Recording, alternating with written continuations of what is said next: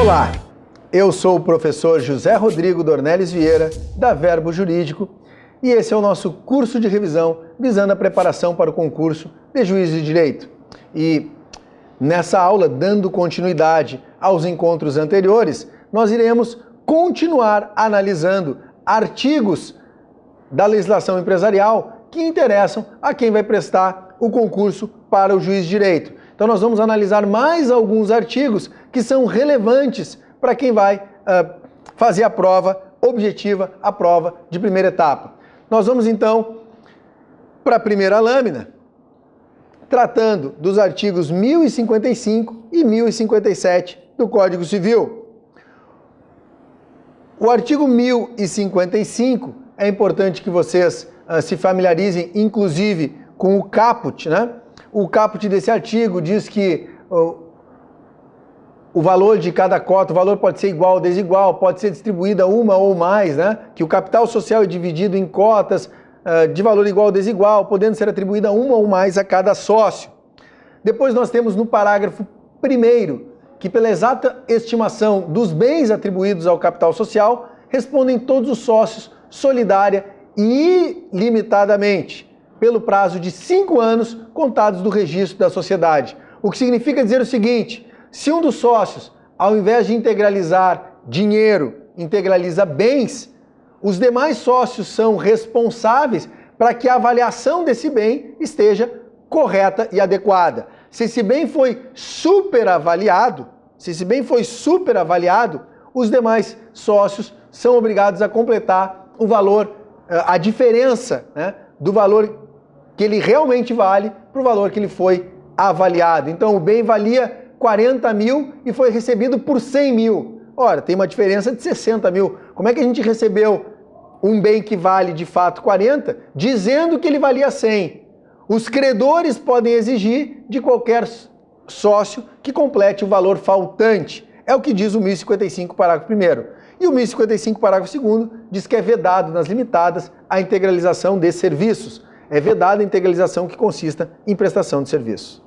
Ainda, um outro artigo importante, o artigo 1057 do Código Civil, que talvez seja o artigo mais perguntado no âmbito de concursos, inclusive para juiz de direito, em relação à matéria empresarial. Estabelece o quê?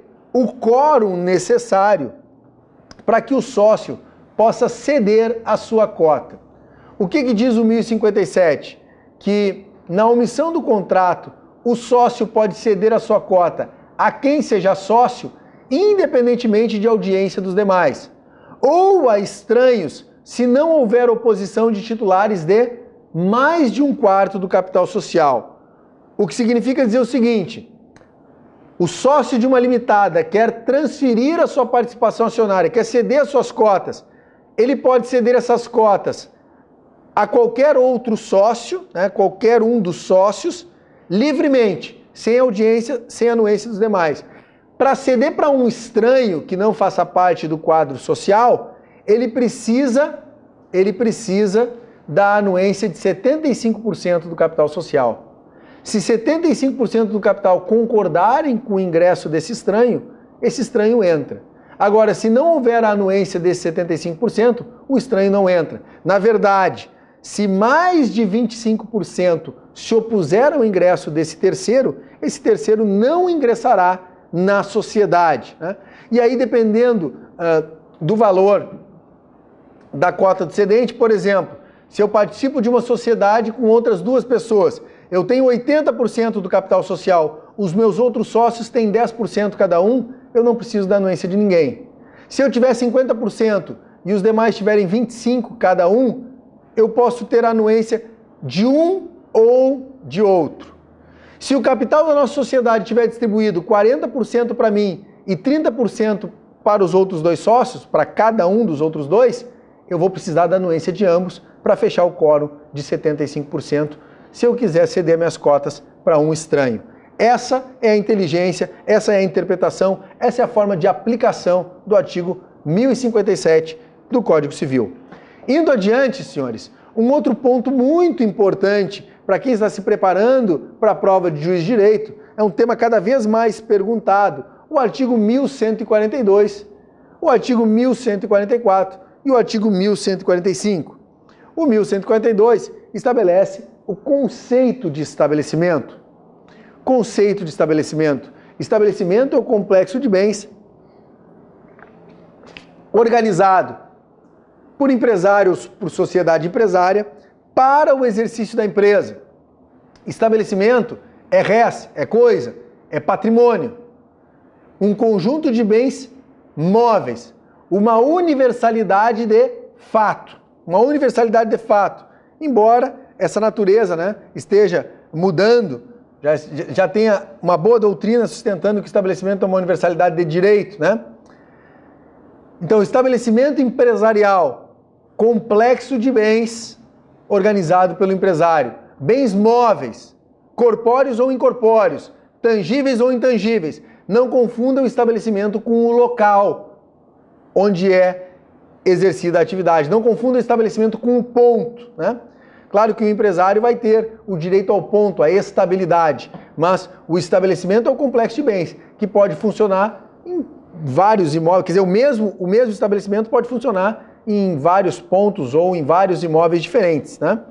Então, uma coisa é o ponto, é o local, outra coisa é o estabelecimento. O estabelecimento não se confunde com o imóvel aonde ele está instalado. Agora, claro, existe um valor, inclusive, para esse direito ao ponto, né? Se o empresário preenche determinados requisitos, que são trazidos no artigo 51 da Lei 8245, contrato escrito de prazo determinado, 5 anos de relação locatícia, 3 anos explorando a mesma atividade, ele vai ter uma estabilidade daquele estabelecimento em relação àquele local, o chamado direito ao ponto. E isso sim, vale dinheiro e até integra o estabelecimento, que é esse complexo de bens móveis e imóveis, de bens tangíveis e intangíveis. O 1144 e o 1145 estabelecem as chamadas condições de eficácia para o trespasse do estabelecimento.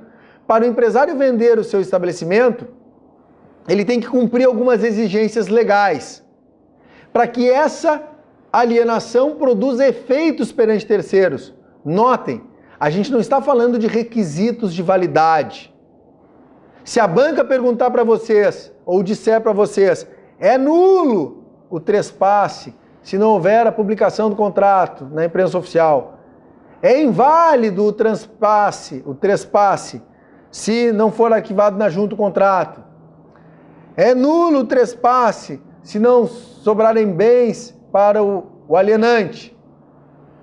Errado, errado, errado. Porque nulidades, anulabilidades, está no plano da validade. E o 1144 e o 1145, eles tratam do plano da eficácia. Não produzirá efeitos. Então, o contrato de trespasse só irá produzir efeitos. As condições do 1144 são cumulativas. Se o contrato social for arquivado na junta e publicado na imprensa oficial. As condições do 1145, elas são alternativas. Se o alienante não restar em bens, pode ser que reste bens, a eficácia da alienação dependerá do pagamento de todos os credores ou do consentimento destes, de modo expresso ou tácito. Então, as do 1144, arquivamento do contrato na junta, a verbação do contrato na junta e publicação na imprensa oficial. Essas são cumulativas. E as alternativas do 1145 ou restam bens ao alienante, ou pagam-se os credores, ou esses credores dão consentimento após terem sido notificados. Dito isso, eu ainda trouxe mais 2 artigos sobre estabelecimento empresarial, que estão aqui na lâmina, o 1146 e o 1147, que tratam da sucessão empresarial e também da cláusula de não concorrência. E por que eu estou trazendo mais artigos sobre estabelecimento? Porque estabelecimento tem caído muito em prova de juiz de direito. Então nós temos o 1146, que diz que o adquirente do estabelecimento responde pelos débitos anteriores à transferência, desde que regularmente contabilizados. Estabelece a chamada sucessão empresarial. Sucessão empresarial. O adquirente de um estabelecimento responde pelas dívidas do alienante, ficando o alienante solidariamente responsável pelo prazo de 1 ano. Então hoje, quando tu compra esse complexo de bens, tu não compra só o conjunto de bens, tu herda também as dívidas, desde que regularmente contabilizadas. Nós temos ainda a sucessão tributária, artigo 133 do CTN, e a sucessão trabalhista, artigos 10 e 448 da CLT. Sucessão nada mais é do que o adquirente do estabelecimento herdar as dívidas do alienante. E ainda um outro artigo que vocês têm que saber é que, salvo autorização expressa, o alienante de um estabelecimento não pode fazer concorrência ao adquirente pelo prazo de 5 anos. Cláusula de não concorrência, cláusula de não restabelecimento. Não pode o alienante de um estabelecimento depois se restabelecer do lado, né, na frente, próximo. Claro que isso depende do ramo de atividade, né, depende da questão geográfica, porque ele pode se restabelecer em outro lugar, desde que não caracterize, desde que não venha a exercer concorrência. O que não pode é concorrer com o adquirente. Artigo 1147, também um artigo importante para quem está se preparando para o concurso de juiz de direito. Indo adiante, eu trouxe 2 artigos que interessam para quem vai fazer o concurso. Nome empresarial. Nome empresarial. O artigo 1158 trata do nome empresarial das limitadas e diz que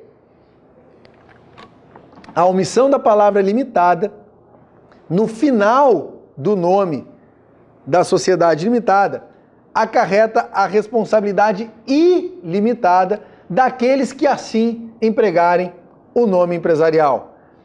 Quando a gente fala em nome, a gente tem que dividir entre firma e denominação. Normalmente as sociedades de pessoas adotam firma e a sociedade de capital, a SA, adota denominação. A sociedade limitada, ela pode optar, ela pode escolher entre firma ou denominação. Se ela adota firma, o nome empresarial dela vai ser composto com base no nome civil dos sócios. Se ela adota denominação, o nome empresarial vai ser composto a partir de uma expressão linguística qualquer, o ramo de atividade e a expressão limitada. E se for firma, vai ser o nome civil dos sócios, o ramo de atividade e a expressão limitada. Então, por exemplo, Moraes e Silva Alimentos Limitada. É um exemplo de firma. Primavera Doces Limitada. É um exemplo de denominação. O que é importante aqui é que não pode se omitir a expressão limitada ao final do nome. Ainda, na lâmina, estava a referência ao artigo 1166 do Código Civil, que diz que o nome empresarial é protegido nos limites do Estado. As juntas comerciais, elas são órgãos estaduais. Então, a partir do arquivamento do ato constitutivo de uma sociedade, o nome passa a ser protegido. A proteção se dá a partir do registro. Só que essa proteção, ela se limita à circunscrição territorial do Estado. Nos limites do Estado não pode haver um outro empresário se valendo daquele nome. Nos limites do Estado, ninguém vai usar um nome idêntico ou semelhante àquele. Mas numa outra unidade da federação é possível que aconteça isso. O empresário pode requerer a extensão dessa proteção a uma outra unidade da federação, mas ele vai pagar a mais por isso. A regra é a proteção no âmbito local, no âmbito estadual. Ainda é importante que se diga que não dá para confundir nome empresarial com marca. A marca é protegida em âmbito nacional, porque o registro de marca é feito no INPI, no Instituto Nacional da Propriedade Industrial. A marca identifica um produto ou um serviço, o nome identifica o próprio empresário. O nome é protegido a partir da inscrição, não tem prazo. A proteção ao nome, a marca tem um prazo de proteção de 10 anos, podendo sempre ser renovado, e o nome é protegido nos limites do Estado. Ok? Dito isso, nós vamos agora falar de 2 artigos também relacionados à matéria de títulos de crédito que eu trouxe para vocês para encerrar a nossa revisão de hoje, a nossa aula. O primeiro é o artigo 887, que traz o conceito de títulos de crédito, né? Título de crédito é aquele documento necessário para o exercício do direito literal e autônomo nele mencionado. Documento necessário para o exercício do direito literal e autônomo nele mencionado. E eu trouxe aqui o conceito do César Vivante, que não é o que está no Código Civil. O Código Civil fala nele contido. Nele contido. E a partir desse conceito, a gente pode trabalhar os princípios da disciplina dos títulos de crédito. Uma matéria extremamente relevante, uma matéria extremamente perguntada. Títulos de crédito, documento necessário para o exercício do direito literal e autônomo nele mencionado, nas palavras do Vivante, ou nele contido, nas palavras do 887. E aí nós extraímos os seguintes princípios. Cartularidade, porque tu tem que estar na posse do documento original. Literalidade, vale aquilo que está escrito. Tudo que é importante está contido no título. Quem deve pagar, quanto deve pagar, a quem deve pagar, onde deve pagar, quando deve pagar. E a gente tem ainda a autonomia. A autonomia. Por quê? A gente tem a cartularidade, que é a necessidade da posse do documento original. A gente tem a literalidade, que vale aquilo que está escrito. E a gente tem ainda a autonomia, que significa que o título vale por si só. O direito se incorpora ao próprio título. O título representa o direito. A relação jurídica subjacente perde a importância. E a autonomia também deve ser compreendida, esse princípio, né? Além da abstração que eu falei para vocês, que é essa independência em relação ao negócio jurídico subjacente, mas também a independência das obrigações entre si. Independência das obrigações entre si. Né? A autonomia é entendida como isso. Cada obrigação contida no título é independente em relação às demais. O mesmo título tem a obrigação principal do sacado, tem os avalistas, tem os coobrigados endossantes, e cada uma dessas obrigações vale por si só, independente das demais obrigações. A autonomia é um outro princípio que se desdobra em abstração, que eu já referi para vocês, se desvincula do negócio jurídico subjacente, e se desdobra também em inoponibilidade das exceções pessoais. Então, esses princípios são extremamente importantes à matéria de títulos de crédito. Claro que esses princípios não são absolutos. Eventualmente, eles vão ser relativizados. A duplicata é um exemplo de relativização do princípio da abstração, porque ela é um título causal, precisa ter havido a compra e venda mercantil. A duplicata escritural, duplicata eletrônica, é uma exceção à regra da cartularidade, mitiga a incidência do princípio da cartularidade, não regra, né? Do princípio da cartularidade.